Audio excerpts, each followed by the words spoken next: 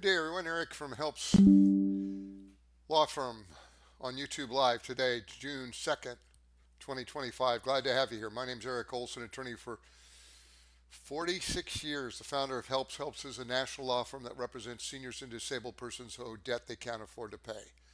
Our main mission is to protect seniors from collector harassment. We do that under a federal law called the Fair Debt Collection Practices Act. That law provides that if you're represented by an attorney, debt collectors have to leave you alone. And that's what we do. People find out about us. They call us on the phone. We ask them some questions. They decide to enroll in Helps. They give us the creditors to whom they owe money they don't want to deal with anymore. We send them what's called a cease and desist letter. And under the law, the creditor can no longer call or send you demand letters anymore. They have to deal with us, not you.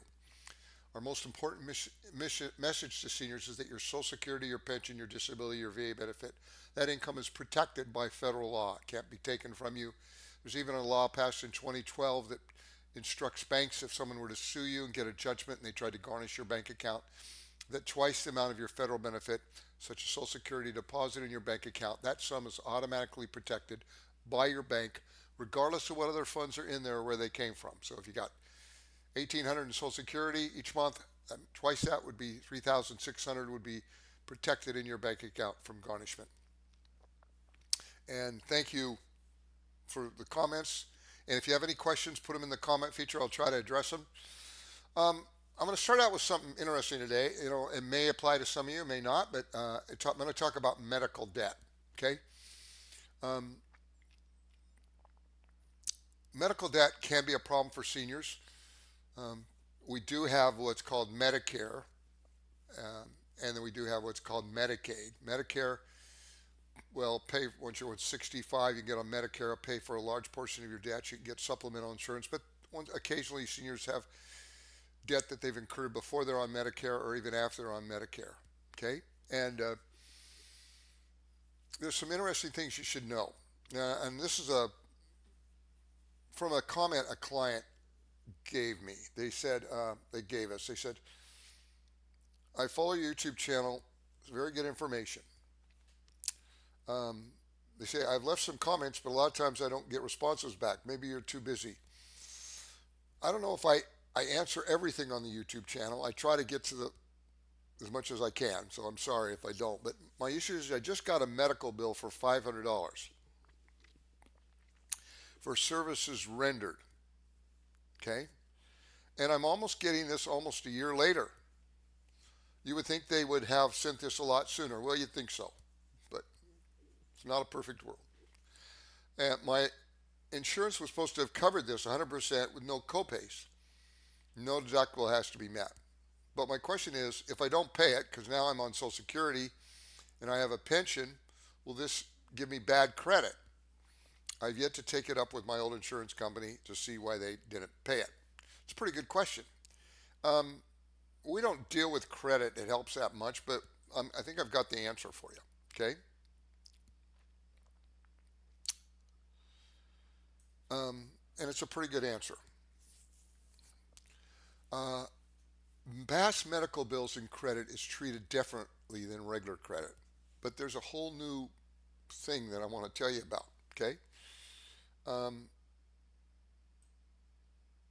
okay. Beginning in 2023, I'm giving you a preface for what this is important. Beginning in 2023, credit bureaus no longer report medical debts under $500. However, on January 7th, 2025, the Consumer Financial Protection Bureau, that's the agency that's been gutted by the administration. I think, a lot of their employees have been let go. It's still there.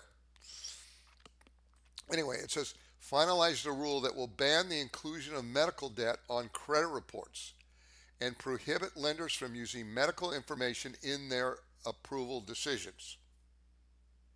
Did you hear that? That's brand new.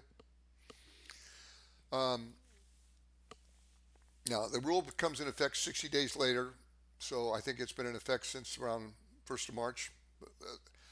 The Consumer Financial Protection Bureau estimates the rule change will remove an estimated $49 billion in medical bills from the credit reports of about 15 million Americans. It will also improve privacy protections and prevent debt collectors from pressuring consumers to pay bills they don't owe. Um,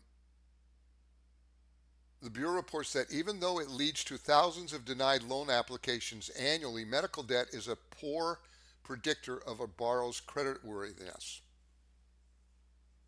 Americans with medical debt on their record. So I guess that's good news. I mean, if you're a senior and you owe medical debt, okay, first off, uh, your Social Security, your pension, your disability, your VA benefits, all forms of retirement virtually are protected from debt collectors, including from medical debt that you might owe. Now, if you've got the money to pay it, I encourage you to pay it. But if it's a matter of you going without basic needs, you don't have to go without the basic needs. You can pay, you can stop paying the medical debt and use that money for your own needs. Okay. If a medical collector were to sue you and get a judgment, they couldn't touch your Social Security or other forms of income. It's protected. And according to this rule, it's not going to affect your credit report. So it looks like in 2024 or 2023, they prohibited being reported if it was $500 or less, but now it's completely prohibited being on your credit report. It's going to be interesting to see if how this shakes out. But that's a pretty significant change. It's funny, I never picked up on it. I just learned about it. So if you have medical debt, now let me talk about when people enroll in helps. That doesn't mean they can't try to collect from you. They can still do that. And they could still technically sue you. But they can't report it on your credit report. Something else, lawsuits and judgments don't appear on credit reports anymore. They stopped doing that around 2018, 2019. They don't report on your credit reports. Lawsuits and judgments. And that rule went into effect, which is, frankly, that's great news. Now, if someone enrolls in helps and you've got medical debt, we have you give it to us if you're not going to pay it. Now, if it's your own doctor and you owe him money, then we'll suggest that maybe you not send that you don't give that to us. We don't want to send him a cease and desist letter. If you're going to keep going to your doctor, for us to send him a cease and desist letter, a letter saying not to bother you about the debt anymore, that would be kind of like rubbing salt in a wound. Okay, and they might choose to deny you services. Say, we'll go somewhere else. So, no, if it's your own doctor, you want to keep using him, you continue to pay him what you can, $10, $20 a month, whatever you can afford. I don't see doctors kicking people out because you owe them money if it's your regular physician. But if it's a hospital or a clinic or something that you're not going back to, hospitals, a public hospital can't deny you services if you owe them money. And then a lot of them have programs to get the fee waived. But yeah, you can include those so they don't bother you. But it's not going to affect your credit if you decide not to pay a medical bill. It's important information to know. Okay?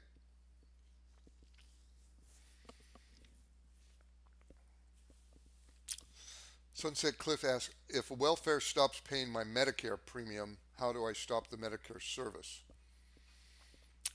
I guess I don't understand the question. You may want to give me a call on that.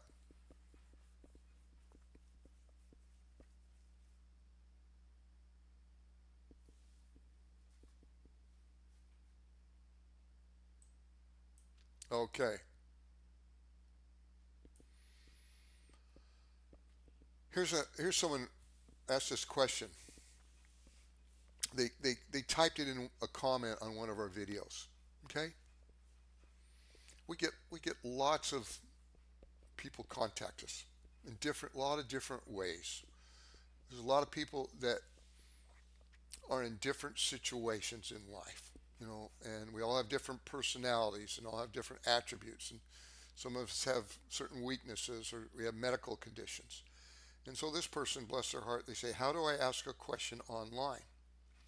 I am painfully ignorant about using most technology. I am now too excessively upset as to make myself clearly make sense to others when I speak. I was once well spoken, but that now ability is long gone. Do you have a private email address? It's hard also to write, though much easier than speaking with the spoken word. I really hope that I have correctly asked the question. Perfectly clear. And this was my answer. I emailed this person back, or I put it on the reply on the email. And I did give him my email. I said, okay, first, and then I said, I'm saying this to anyone. You don't need to worry about calling and asking questions. I need to put a damper on my phone here.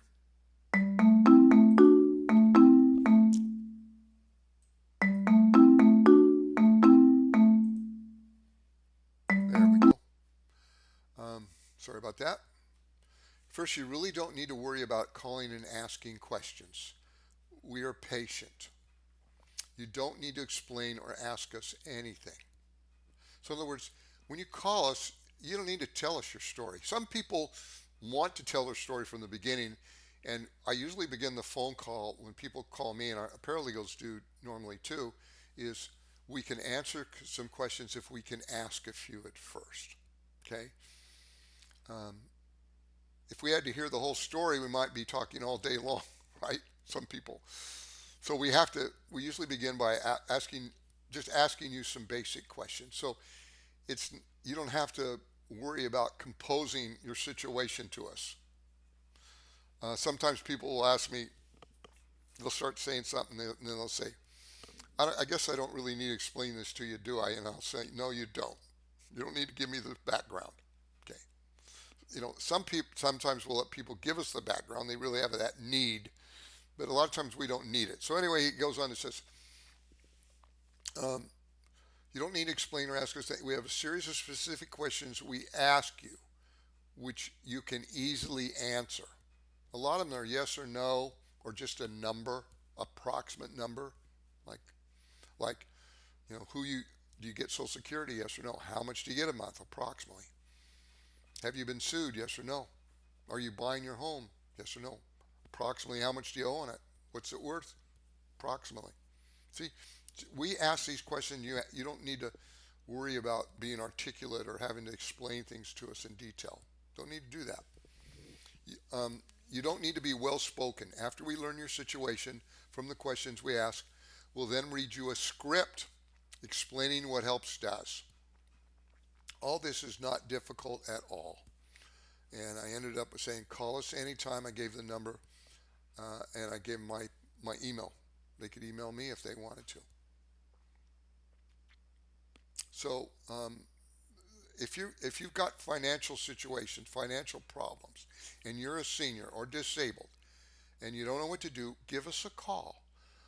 We've got attorneys and paralegals that are talking to people right now that will be able to answer your questions and go over this stuff. And I promise you, after you're done talking with us, you'll feel better, okay? Because you're going to get an answer to your questions, and a lot of time you're just going to be totally relieved because the information we have to tell you is frankly good stuff. It's good information. It's good news. We don't have to. We don't give bad information to virtually anyone. Okay? You're going to be fine.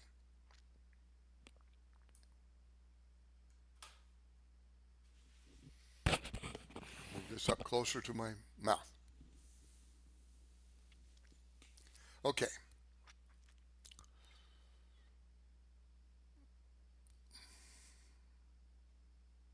So this person,